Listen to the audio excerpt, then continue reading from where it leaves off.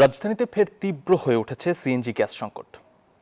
কারিগরি ত্রুটির কারণে হঠাৎ করে এলএনজি টার্মিনাল বন্ধ হয়ে যাওয়ায় সারা দেশে ৪৫ কোটি ঘনফুট গ্যাস সরবরাহ কমেছে। ঘন্টার পর ঘন্টা অপেক্ষা করেও মিলছে না পর্যাপ্ত গ্যাস। গ্রাহকরা বলছেন, গাড়ি চালাতে না পেরে মালিকের টাকা জমা দিতে হিমশিম খেতে হচ্ছে। এদিকে সিএনজি বিক্রিতে কমিশন বৃদ্ধি সহ ৪ দাবিতে ৩০ জুলাই সারা দেশে পাম্প বন্ধের ঘোষণা সিএনজি পাম্প মালিকদের কেন্দ্রীয় সংগঠনের। জনভোগান্তি কমাতে দ্রুত গ্যাস সরবরাহ স্বাভাবিক করার দাবি সংশ্লিষ্টদের।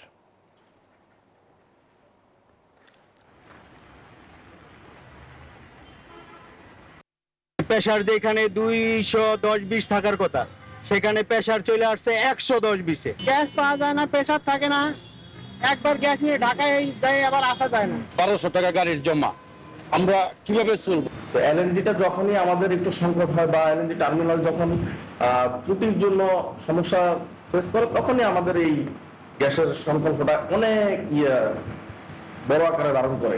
আসিফ, আপনি যেমনটি বলছিলেন গ্যাস সংকটের কথা, আমি এই মুহূর্তে রয়েছি রাজধানীর তেজগাঁওয়ে এবং তেজগাঁওয়ের যে এই সিএনজি পাম্পটি রয়েছে এখানে কিন্তু দীর্ঘক্ষণ কিন্তু যেসব চালকরা রয়েছে তারা কিন্তু তাদের গাড়ি নিয়ে এসে কিন্তু অপেক্ষায় রয়েছে এবং মূলত গ্যাসের যে চাপ কমে গিয়েছে, গ্যাস চাপ কমে যাওয়ার কারণেই কিন্তু এখানে গ্যাস সরবরাহ করা কিন্তু অনেকটাই কমে গিয়েছে এবং চাহিদা মতো কিন্তু যেসব গ্রাহকরা আসছেন তারা কিন্তু গ্যাস পাচ্ছেন না। মূলত মহেশখালীতে যে এলএনজি টার্মিনাল রয়েছে সেখানে যান্ত্রিক ত্রুটির কারণে কিন্তু জাতীয় গ্রিডে গ্যাস সরবরাহ কমে গিয়েছে। 450 মিলিয়ন ঘনফুট গ্যাস কিন্তু দৈনিক প্রায় কিন্তু এর চাপ কমে গিয়েছে, যে কারণে কিন্তু এই ভোগান্তির চিত্রটি।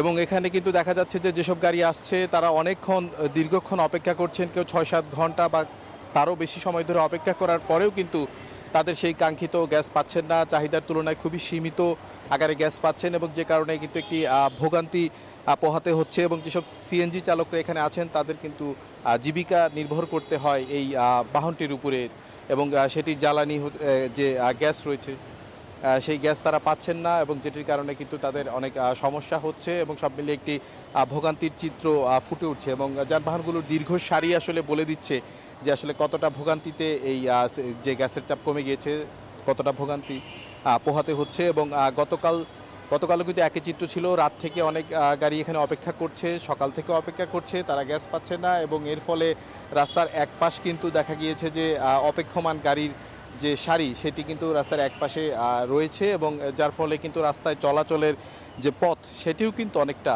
সংকুচিত হয়ে গিয়েছে এবং পাম্প কর্তৃপক্ষ যেমনটি জানিয়েছেন যে আসলে তারা যে তাদের চাহিদা মতো গ্যাস না পাওয়ার কারণে তারা সরবরাহ করতে পারছেন না এবং যেসব গ্রাহকরা আসছেন তারাও কয়েকটি পাম্প ঘুরে দেখা গিয়েছে যে এই পাম্পে এসেছে বা কারো যানবাহন রাস্তার মাঝখানে জ্বালানি সংকটে বিকল হয়ে গিয়েছে। তো সব মিলিয়ে এমন একটি চিত্র রাজধানীতে দেখা যাচ্ছে যে গ্যাস সংকটের ফলে গ্রাহকরা গ্যাস সংকটে ভুগছেন এবং তারা একটি ভোগান্তিতে রয়েছেন। আমরা এই মুহূর্তে চলে যাচ্ছি আমাদের আরেক সহকর্মী, তিনি রয়েছেন সাভারে। জানাবেন আমাদের যে সাভারের গ্যাস সংকটের কি অবস্থা রয়েছে এই মুহূর্তে।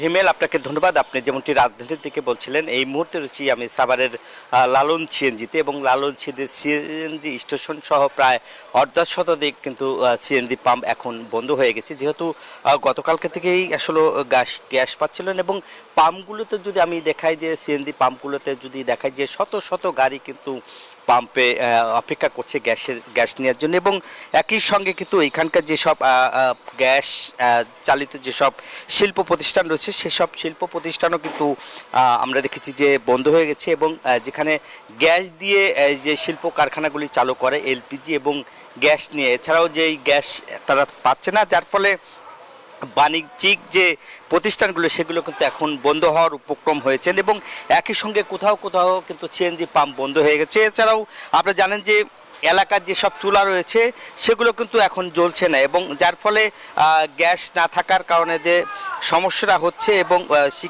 যেসব প্রতিষ্ঠান রয়েছে সেসব প্রতিষ্ঠানে কিন্তু এখন গ্যাস পাচ্ছে না। গ্যাস না পাওয়ার কারণে যে আপনি দেখছেন যে এখন কিন্তু সিএনজি স্টেশনগুলোতে অপেক্ষা করছে এবং চালকরা কিন্তু এখানে অপেক্ষা করছে গ্যাস নেওয়ার জন্য এবং তারা বলছে যে যতক্ষণ পর্যন্ত গ্যাস না নেবে ততক্ষণ পর্যন্ত তারা বের হতে পারবে না, এরকম কথা আসলে বলছিলেন। এবং সিএনজি স্টেশনগুলো কর্তৃপক্ষ বলছে যে গ্যাস না থাকলে তারা কিভাবে গ্যাস দিবে। এই ছিল আমার কাছে সাভারের লালন সিএনজি গ্যাসের সংকটের সর্বশেষ। ফিরে যাচ্ছি স্টুডিওতে।